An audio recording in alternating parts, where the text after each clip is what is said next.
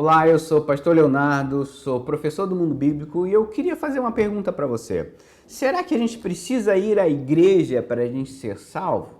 Mas antes de a gente conversar sobre isso, eu quero pedir para você se inscrever no nosso canal, para deixar o seu like para que cada vez mais pessoas possam ser abençoadas pelo nosso conteúdo. Essa pergunta é muito séria, muito importante, porque a gente vê, de um lado, muitas pessoas desapontadas, muitas pessoas traumatizadas por experiências dolorosas, por pastores que usaram da autoridade de uma maneira cruel, por igrejas que tiveram um impacto muito negativo na formação ou na vida de muitas famílias. Então a gente não pode fechar os olhos para todas as feridas, para todo o rastro de feridas e incompreensão que a igreja muitas vezes deixa. Isso é um fato. Por outro lado, a gente também precisa pensar nesse cenário novo que está se desenhando de pandemia e pessoas assistindo o culto online, pessoas com pouca vontade de voltarem a se congregar. Será que culto online realmente está na Bíblia? E a gente vê muita gente sincera, muita gente preocupada tentando responder essa pergunta se eu preciso ir na igreja para ser salvo. Então a gente precisa separar isso por partes para a gente entender essa questão. Então a primeira resposta é definitivamente não. Você não precisa ir na igreja para ser salvo. Essa é a questão e a gente não tem como enrolar, porque é muito perigoso. E aí eu vou citar alguns exercícios, alguns versículos bíblicos para a gente entender esse primeiro ponto, ok? Então aguenta, porque isso tem desdobramento, mas a primeira consequência, a primeira resposta é não. Romanos 3:24. Sendo justificados gratuitamente por sua graça, por meio da redenção que há em Cristo Jesus. A gente foi justificado pela graça e não algum tipo de compromisso. Tito 2, versículo 11, porque a graça de Deus se manifestou salvadora a todos os homens. Romanos 11, versículo 6, e se é pela graça, já não é mais pelas obras. Se fosse a graça, já não seria mais graça. Efésios 2, versículo 8 e 9, porque pela graça sois salvos, mediante a fé. Isso não vem de vós, é dom de Deus, não de obras, para que ninguém se glorie. Na primeira parte da conversa, então, precisa ficar muito claro que salvação é exclusividade da graça e a gente não pode acrescentar. Isso é uma preocupação teológica, pastoral e da própria palavra de Deus. A gente não pode acrescentar à cruz nada. Não pode ser Cristo mais dar o dízimo, não pode ser Cristo mais ir na igreja, Cristo mais o batismo. Por mais bíblica que seja, por mais importante que seja, qualquer coisa que você colocar do lado de Cristo, você vai estar replicando heresia. Salvação é obra do Pai, exclusividade de Jesus Cristo e é feita pela graça. E, por favor, não acrescente nada à obra de Jesus Cristo, ok? Então, ponto. Então, se você me perguntar, se você encontrar comigo em algum lugar, se me perguntar, pastor, eu preciso ir na igreja para ser salvo? A minha resposta é simples e direta, não. Agora, deixa eu conversar com você. Por que você está pensando em não ir para a igreja e continuar adorando a Deus? Aí a gente entra numa segunda questão que é decorrente da primeira. Qual é essa questão, então, pastor? Por que a gente precisa ir na igreja? Então, se a gente respondeu a primeira questão, agora a gente precisa responder a segunda questão. Por que você precisa ir da igreja? E eu não estou desconsiderando o cenário novo de pandemia, eu não estou desconsiderando o abuso que muitos pastores e muitas igrejas. A gente sabe que existem igrejas abusivas, pastores abusivos, a gente sabe disso, isso é realidade. Então, a gente precisa ter discernimento para responder primeiramente por que a gente precisa ir na igreja. Hebreus 10, versículo 24 e 25 é o texto mais claro que a gente não pode tirar da Bíblia Então é importante a gente considerar esse primeiro versículo. Ele diz assim: e consideremo-nos uns aos outros para incentivar-nos ao amor e às boas obras. E não deixemos de reunir-nos como igreja segundo o costume de alguns, mas encorajemo-nos uns aos outros, ainda mais quando vocês veem que se aproxima o dia.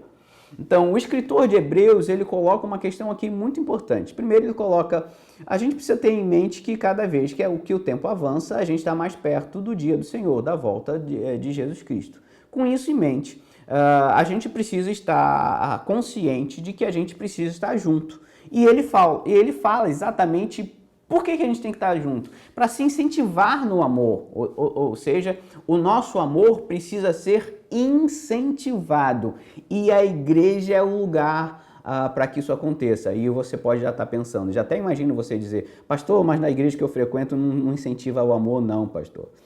Você não conhece a minha igreja. Eu entendo, e é verdade, muitas igrejas não incentivam nenhum tipo de amor, a não ser o próprio egoísmo. Mas o escritor de Hebreus é muito claro: a gente precisa ir na igreja para que o nosso amor seja incentivado e também que as nossas boas obras sejam incentivadas. Então a gente precisa dessa relação dupla. A igreja é necessária na nossa vida porque lá deve ser um ambiente onde você é incentivado no seu amor e na prática das boas obras. E também no encorajamento mútuo. O próximo texto é 1 Coríntios 11, versículo 24 e 25, e esse texto aqui eu acho muito interessante mesmo. O versículo diz assim: e tendo dado graças, partiu e disse: isso é o meu corpo, que é dado em favor de vocês. Façam isso em memória de mim. Da mesma forma, depois da ceia, ele tomou o cálice e disse: esse cálice é a nova aliança no meu sangue. Façam isto sempre que o beberem em memória de mim. Pastor, esse texto não fala sobre ceia? Fala. Mas existe aqui um primeiro passo, uma relação muito interessante, que Jesus fala do corpo dele. E que o corpo dele foi entregue em favor da igreja. O que Cristo faz com o seu corpo? Cristo entrega o seu corpo. E é claro, eu quero fazer essa analogia para a gente entender. Se a igreja é o corpo de Cristo, a igreja é aquilo que é entregue ao mundo por amor a Deus. Então, ser corpo de Cristo significa que você veio para ser entregue. E qual o problema de você não estar em casa? É claro que você pode dizer para mim, e eu vou concordar: mas pastor, eu me envolvo. Ok, mas eu vou falar primeiro então com as pessoas que estão dentro de casa e não estão se envolvendo mais. Existe um problema, porque se você faz parte do corpo, o corpo existe para ser entregue em favor de muitos. Estou ajuntando, obviamente, várias ideias que são paralelas. Então, assim como Cristo foi enviado a nós também somos enviados ao mundo, nós somos entregues ao mundo. Então, a ideia da gente ficar limitado dentro de um espaço e não ser entregue não faz sentido com a nossa identidade. A nossa identidade de corpo exige que a gente seja entregue. Você está se entregando para quem?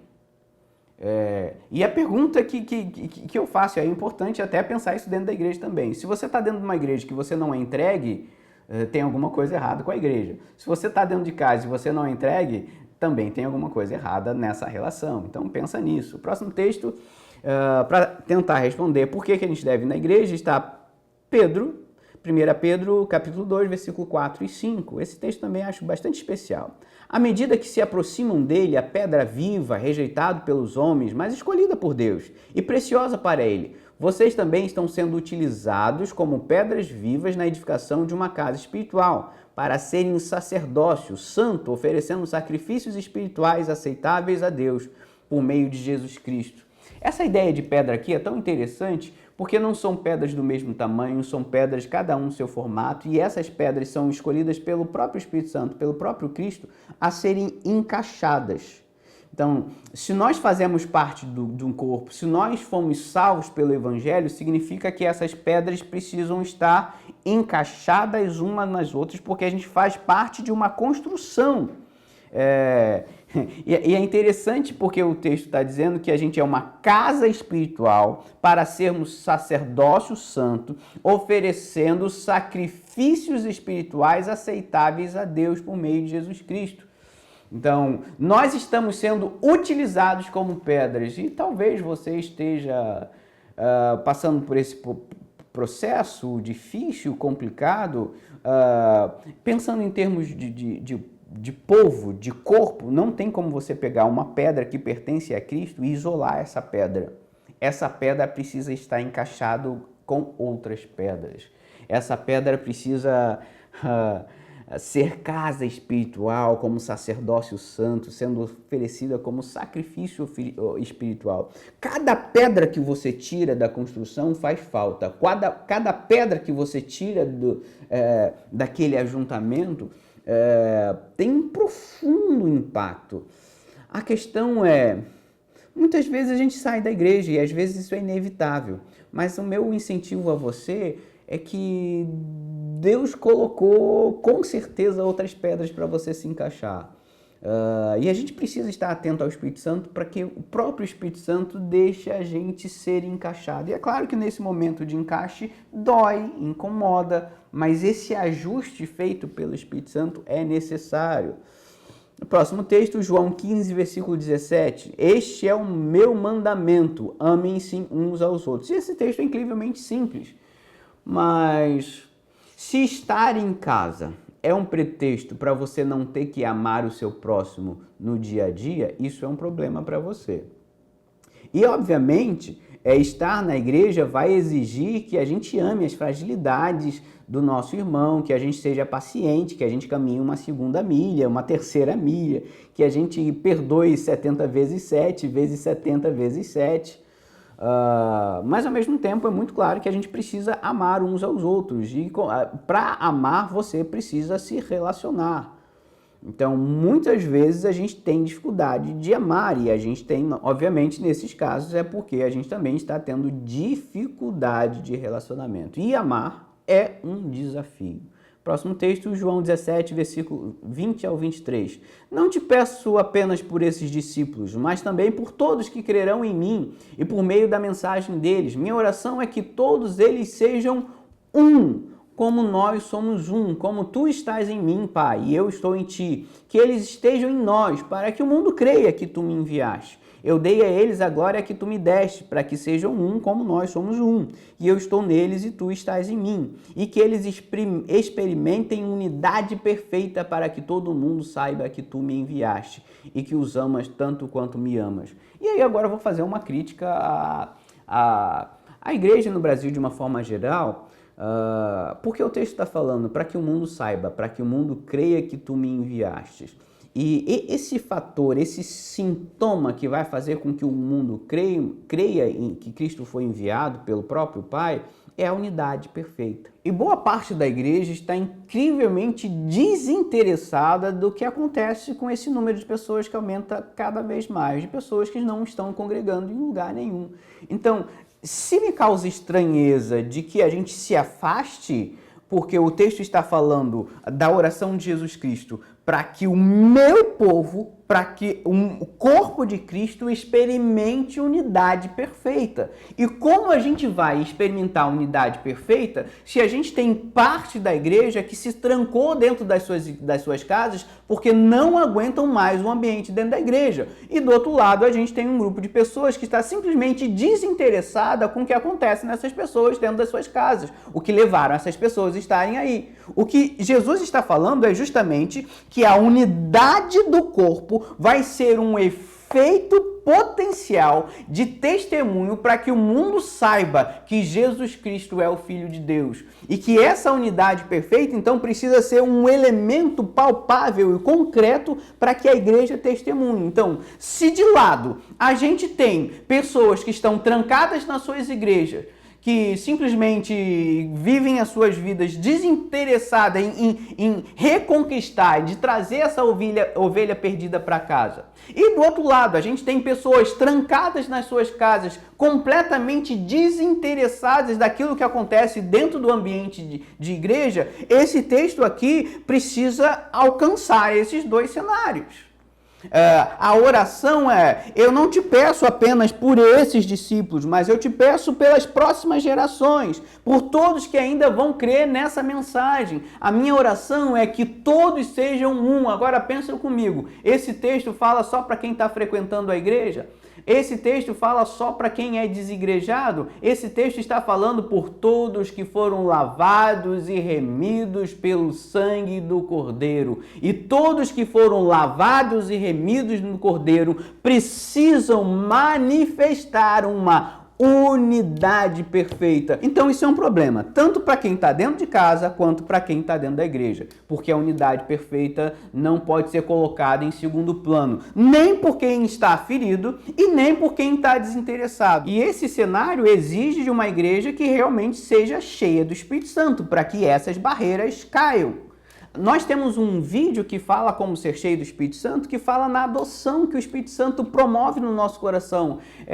Tá aqui no nosso card, assiste esse vídeo porque ele vai ser muito útil para você entender como que a gente pode derrubar essas barreiras para que finalmente a gente experimente uma unidade. Então, por que eu estou pedindo para você, como seu irmão em Cristo Jesus, se você está dentro de casa porque você está magoado, a oração de Jesus precisa ser concretizada na sua vida. Você precisa experimentar unidade. E a gente não vai experimentar unidade se a gente continuar simplesmente vivendo dentro desse cenário dividido, desinteressado, cada um para o lado, cada um pensando na sua própria vida. Tiago, capítulo 5:16, ele complementam a ideia. Portanto, confessem os seus pecados uns aos outros e orem uns pelos outros para que sejam curados. A oração de um justo tem grande poder e produz grandes resultados. E aí a gente tem um problema. Talvez você pense, você que esteja mais desatento, você pensa, pastor, eu entendi, isso é um problema para quem está dentro de casa e não quer ir na igreja. Porque se você está dentro de casa, você vai confessar seus pecados para quem? Você entendeu parte do argumento.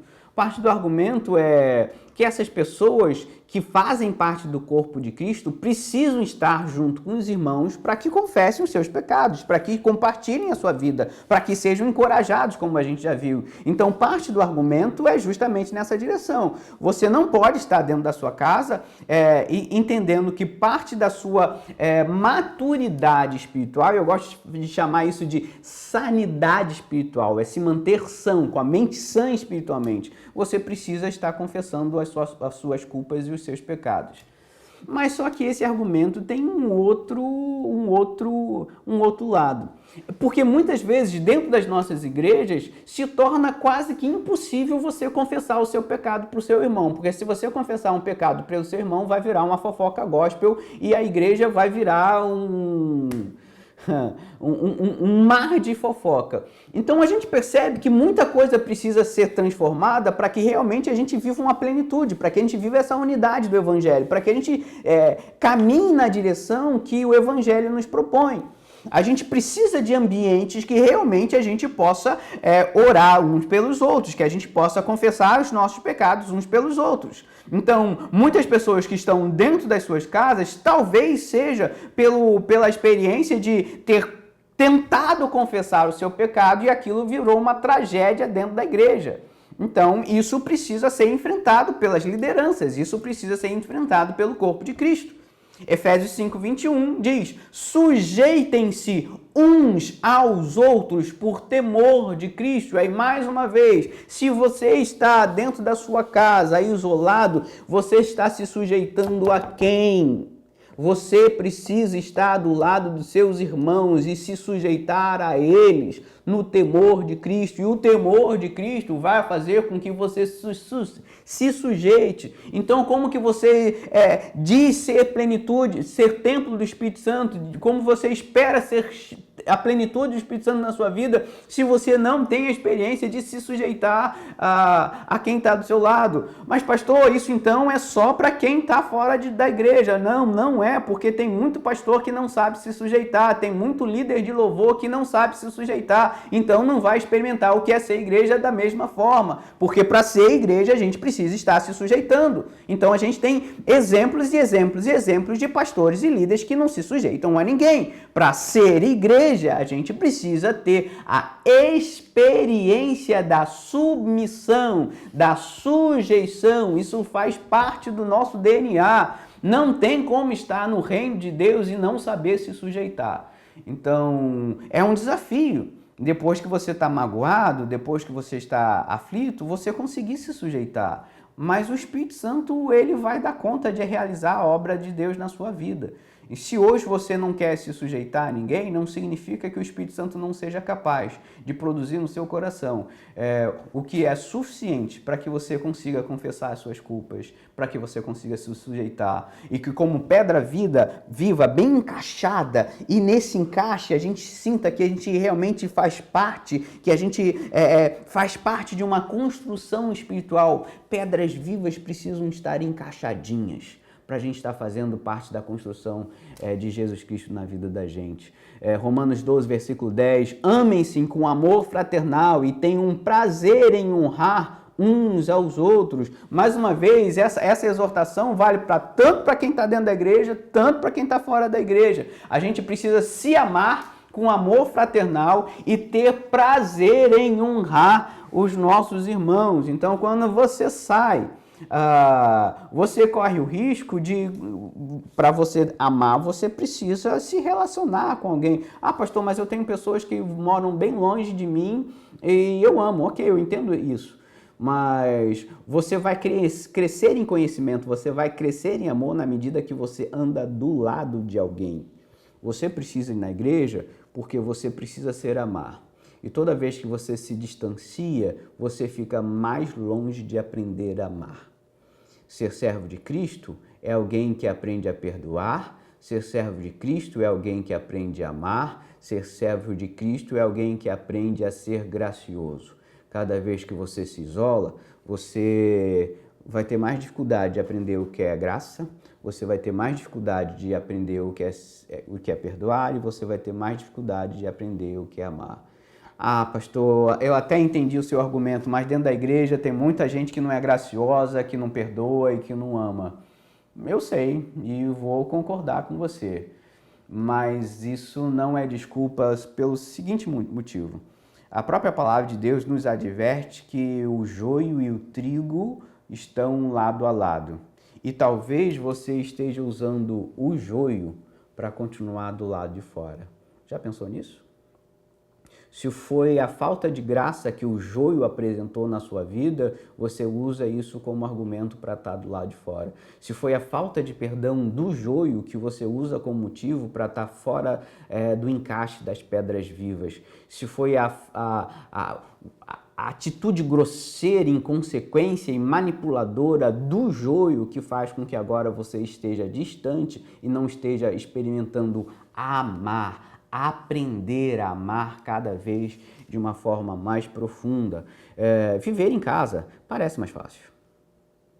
Realmente, se a gente for olhar o cenário de tantas igrejas por aí, viver em casa parece ser uma coisa até sábia a se fazer. O problema é que a gente foi desafiado a amar.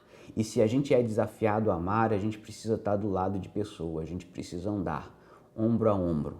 1 Tessalonicenses, capítulo 5, de 11 a 13. Por isso, exortem-se e edifiquem-se uns aos outros, como de fato vocês estão fazendo. Agora lhe pedimos, irmãos, que tenham consideração para os que se esforçam no trabalho entre vocês, que os lideram no Senhor e os aconselham. Tenham-nos na mais alta estima, com amor por causa do trabalho deles. Vivam em paz uns com os outros. Eu vou pegar esse texto para trazer mais 2 argumentos. Primeiro, para viver em paz, eu preciso estar perto. Viver em paz longe é muito fácil. Então, essa paz que você experimenta na sua casa não se compara com a paz que o Espírito Santo pode produzir na sua vida, mesmo que você seja desafiado a viver do lado de joio, de gente manipuladora, de gente que conhece nada de Bíblia, de gente que não perdoa, de gente que é legalista, de gente que é místico, de gente que passa por cima. Viver em paz longe é uma ilusão. Você, como servo de Cristo, foi chamado a viver em paz, uma paz que excede a todo entendimento, em qualquer solo. seja no deserto, seja no vale ou seja no oásis. Se a sua casa hoje parece um oásis, eu queria te desafiar. O verdadeiro oásis é a paz de Deus que excede a todo entendimento. Mateus 6, de 9 a 13. Vocês orem assim: Pai nosso que estais nos céus, santificado seja o teu nome. Venha o teu reino, seja feita a tua vontade, assim na terra como no céu. Dai-nos hoje o nosso pão de cada dia e perdoa as nossas dívidas, assim como perdoamos aos nossos devedores. E não nos deixe cair em tentação, mas livra-nos do mal, porque o teu é o reino, o poder e a glória para sempre. Amém. Percebe os pronomes que foram usados aqui? Pai nosso. O evangelho não faz sentido você chamar de meu pai. Dentro da sua casa é tão agradável dizer meu pai, mas você é desafiado pela oração que o próprio Jesus Cristo ensinou a você ir dizer Pai Nosso. E para a gente dizer Pai Nosso, a gente precisa estar no meio da comunidade. Depois ele diz o nosso pão. E a gente é desafiado numa sociedade cada vez mais individualista a dizer é o meu pão, meu pão. A oração do Evangelho de Mateus diz não, é o nosso pão, é o nosso Pai. E depois ele fala sobre as nossas dívidas. Se você insistir simplesmente na sua casa, você não vai ter a experiência do nosso Pai. Você não vai ter a experiência do nosso pão. E você não vai ter a experiência das nossas dívidas sendo perdoadas. Porque é só na igreja, no meio de uma confusão, que a gente vai experimentar isso. Eu gosto muito da arquitetura do Novo Testamento, né? Que é tudo muito junto, são conjugados, né? Na Baixada Fluminense, eu tenho parente na Baixada Fluminense, tem muitas construções que são tudo interligadas. Então, se o vizinho grita, se o filho está brigando, se o pai está gritando, o vizinho escuta, né? Toda a arquitetura daquele ambiente no tempo de Jesus é viver a koinonia, a comunhão nesse ambiente. Viver a paz no meio do vizinho que pede sal, no outro que o filho está correndo e fazendo arte. Essa arquitetura é tão sugestiva de a gente viver a realidade do evangelho no meio dessa grande confusão, desse grande caos. A gente vai viver então essa experiência do evangelho no meio dessa arquitetura caótica. E você vai estar perdendo, você que resolveu estar em casa, seja lá por qualquer motivo. E lembra da primeira pergunta que a gente respondeu? Você precisa de igreja para ser salvo? A minha resposta foi não. Então eu estou falando para você que é salvo, para você que foi lavado e remido pelo sangue do Cordeiro. Porque tem muita gente que já frequentou a igreja e saiu da igreja e acha que é o mesmo caso. Não, não é. Eu estou falando de quem é corpo. Quem é corpo de verdade. E você que está em casa, você vai perder a experiência disso que o texto está dizendo. Os nossos devedores, é gente que está devendo para você e está devendo de verdade. Mas junto como corpo, de ter essa experiência de ver os seus devedores, ou de perdoar os seus devedores, de ver as suas dívidas. E aí a gente está falando de dívida no sentido emocional, no sentido espiritual, no sentido físico, em qualquer sentido. Essa experiência de as nossas dívidas sendo pagas, dos nossos devedores sendo perdoados, da vida fazendo a volta e a vida voltando a ficar em paz. A fé do Evangelho é a fé que nos leva para a mesa, é a fé que nos leva para o sofá. A fé do Evangelho não é a fé que nos tranca nos nossos quartos solitários. E eu não estou querendo dizer com isso que muitas vezes o que a gente tem é a vontade de ficar quietinho em casa dentro do nosso quarto. Eu sei. Mas o Evangelho, ele abre a janela da nossa alma para que a gente possa estar conectado com os nossos irmãos, como corpo entregue em favor de muitos.